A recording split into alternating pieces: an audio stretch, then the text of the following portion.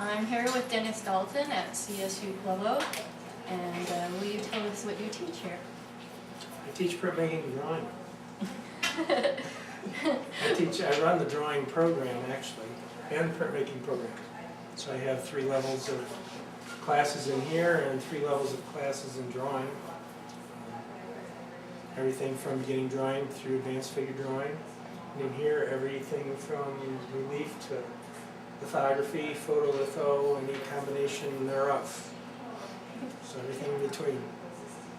Why do you prefer drawing and printmaking to other artistic mediums? I don't know. You know, when I was in school, they said you want to take art when I was in high school, and I said, I don't know, what is it? Sometimes you don't know why you, but obviously I'm good at it. So I don't know. I did painting. I don't care for. I like sculpture. I'm pretty good at sculpture. I have taught sculpture.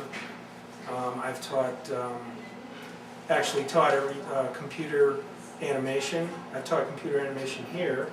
I taught it at another university. I've taught graphic design, production and illustration at another university, not here. So I've taught everything, probably except ceramics is about the only thing I haven't taught. But my degree is in printmaking and drawing, so I'm real happy to be doing what I was trained to do. You know, although most of that other stuff's pretty easy, I think. But sculpture, I like sculpture. How does drawing influence your printmaking style?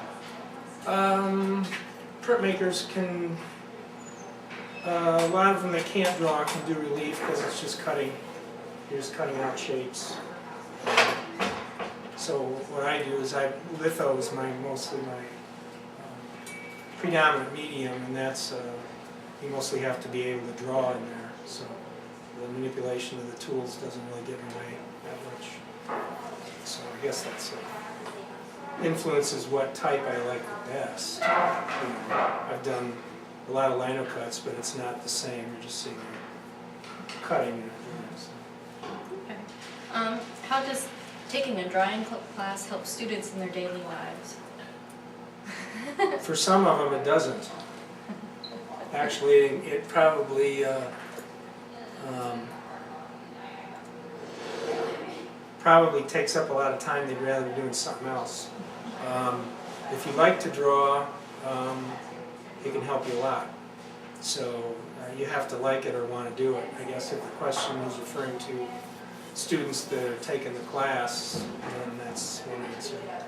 Okay. But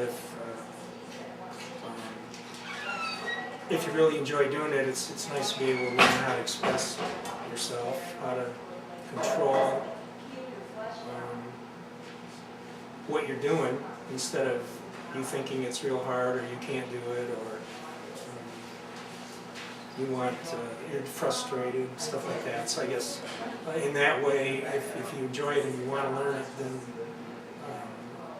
learning to do it can be a big help to you every day. I don't know about visually communicating to people. Most people can draw a circle on a napkin with a smile on it and that can convey something. So you really don't need to know how to draw to convey some things. But so I guess, but if you got a job where you need to convey more complicated things, then learning to draw can help you out a lot. What do you feel are the fundamentals to teaching art? What are the fundamentals?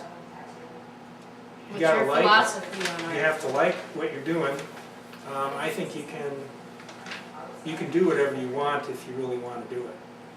You can be as good as you want to be, depending on how much time you want to put into it. If you want to talk about composition stuff, none of that stuff, it all matters, but not much. What really matters is that you have to do it. If you have to do something and you're happy at it, then the rest, nothing else really matters anyway. So that's the way I think about it.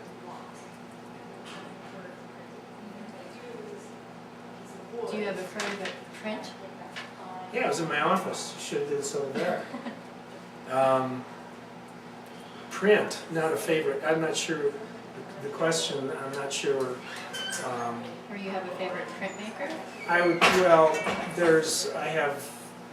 I would say, yeah, I think Luis Jimenez has been probably a good friend and probably one of the more famous people that I know, and I've got one of his prints. People whose work I admire, so yeah, I have one of his, so that's my favorite. I have a lot of prints of other people that are very interesting and stuff, but not like that, so yeah. I don't know the name of that one. It's enough. It's a lithograph. How would you describe your artistic style? Narrative, usually figurative, but always narrative. You know what that means? Sort Yes. of. Okay. It's always expressive. It's not always, but you know, there's styles can all be real interesting and good. It just doesn't really mean that everyone else thinks it's good, because there's only certain types of artists whose style seems to appeal to enough people in such a way that they can be famous, more or less. And that's I don't know if that's a marketing issue. I don't think it is. I think it's just a certain kind of way people do things. I've known a lot of famous artists, and some of them weren't very good. But they knew how to get their stuff out there.